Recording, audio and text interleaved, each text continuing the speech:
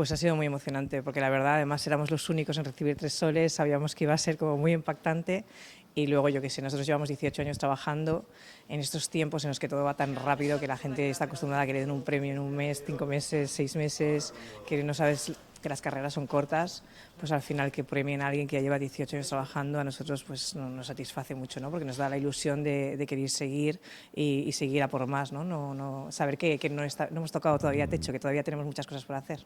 A ver, nosotros ahora estamos súper metidos con todo el tema de investigación dentro del restaurante, entonces empezamos con los vinagres, con los pickles, con los encurtidos y ahora vamos a hacer una nueva línea de postres también con todo lo que son los encurtidos, los vinagres y las verduras, enfocado para que sea un discurso redondo.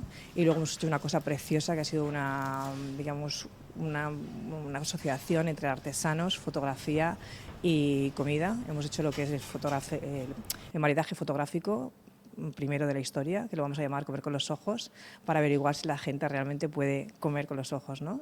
El secreto es trabajar y mantener la ilusión y mantener que todo el equipo tenga la sensación de que siempre van a salir cosas nuevas. Eso yo creo que pasa en todas las profesiones. Si la gente piensa que estás estancado, que no tienes que llegar a ningún lado, pues la gente al final se aburre, ¿no? Aquí siempre estamos haciendo cosas, estamos inventando algo, estamos renovando, innovando.